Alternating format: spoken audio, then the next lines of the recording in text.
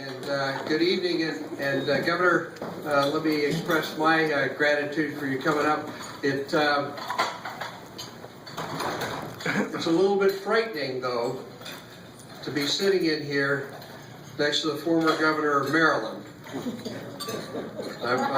There's some people who try to make that association between me and my birthplace a little too familiar. But we're delighted to have you here, sir. Thank you very, very much. Before I say anything else, let me just say this. I want to thank, even though he's not here, I want to thank Andrew Hemingway. I know Andrew Hemingway ran a vigorous, energetic, and oftentimes very spirited campaign. And that's the way it should be. Primaries are important in our state for our party. They're an exchange of ideas, and they make us stronger candidates. As a first-time candidate, I really appreciated the process of going through a primary. It has helped make me better. And frankly, I'm grateful that Andrew and the other two candidates who ran on our party for governor were willing to step up and do that. They certainly made me better. And I think it's important that we recognize that all our primary candidates made all our nominees better as a result of the process. So I want to start this evening by simply congratulating and thanking all our primary candidates.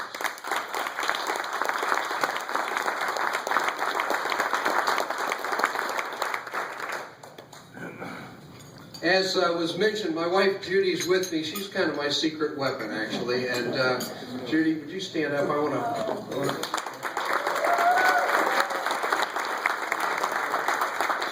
Most of you may not know that Judy's been very, very active in our state Republican politics since we moved here 15 years ago. And frankly, when people heard that there was a Havenstein running for governor, they thought it was Judy.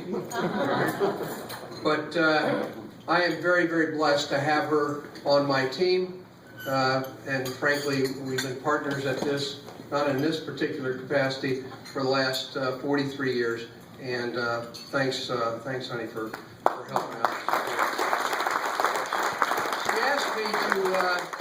She asked me to start the evening with a joke. Now remember, I'm a United States Marine at heart, and so we're not the most of our jokes we can't tell the public. But here goes. Jean Shaheen, Ann Custer, Carol Shea Porter, and Maggie Hassan walk into a bar. Now I think most of you thought I was going to say they walked into a town hall meeting, but we know that wouldn't ever happen.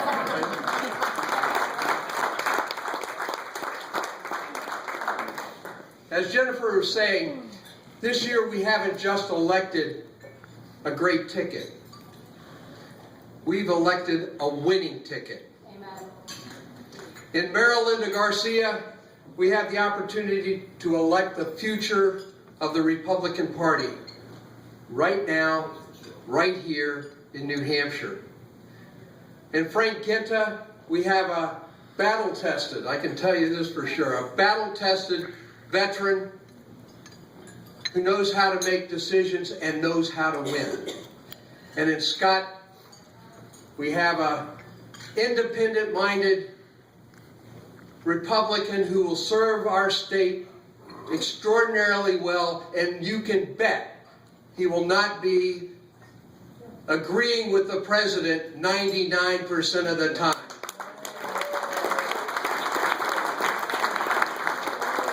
He will also serve as a great team partner with Senator Kelly Ayotte.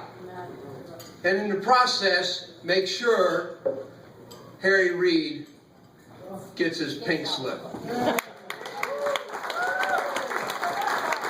Scott will stand up for New Hampshire against the out-of-control White House. As for our opponents, they all have one thing in common. They all embrace the failed policies of Barack Obama. We're tired of Democrats creating bad policies in Washington and bad Democrat politicians embracing those policies here in New Hampshire. We cannot afford that anymore. Barack Obama dreamt up Obamacare, and what happened? Our delegation in Washington backed him 100%. Ann Custer is so committed to Barack Obama, she's pretending she voted for Obamacare when she wasn't even there. And while Barack Obama has spent America towards a $17 trillion in debt, Maggie Hassan is spending New Hampshire towards an income tax. Frankly, that's why I'm running. This year's governor election is more important than I am. It's more important than the Republican Party. Frankly, it's more important than any one of us here tonight. Because we can't afford 2 more years of Maggie Hassan.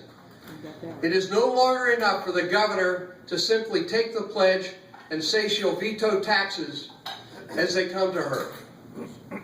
And it's a lie to the people of New Hampshire to take the pledge and then act as if you haven't.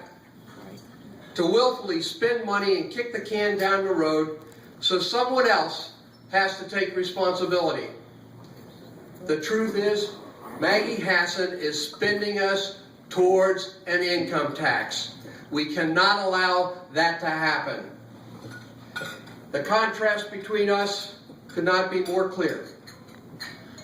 I have a plan to get our economy running again and the know-how to make it happen. We can't afford Maggie Hassan's walking dead economy. We're falling behind Vermont and Rhode Island. Let me say that again. We're falling behind Vermont and Rhode Island. I don't know about you, but for me that's an embarrassment. Most seriously of all, though, the very culture and identity of our state is at stake. Our live free or die way of life depends on our ability to keep away the twin evils of income and sales tax. We have to keep them at bay. If those levers ever get pulled, we'll have open Pandora's box to bigger and bigger government. Maggie Hassan has no economic development plan for our state. She has shown over the last 2 years that she certainly doesn't know what to do. I have a plan to control spending, cut taxes, restore the New Hampshire advantage, and bring business life to here in New Hampshire.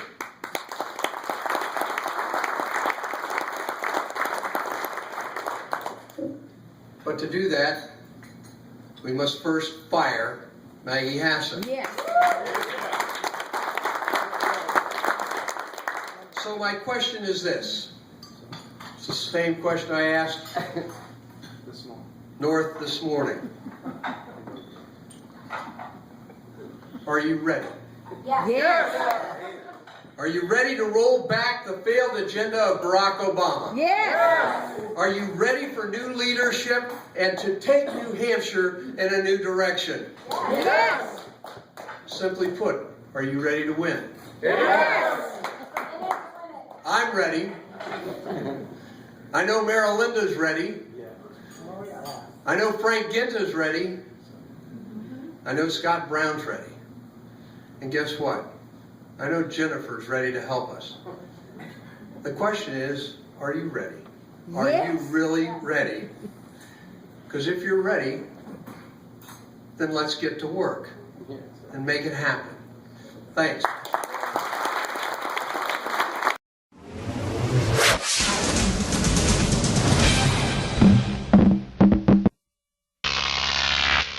Crop TV.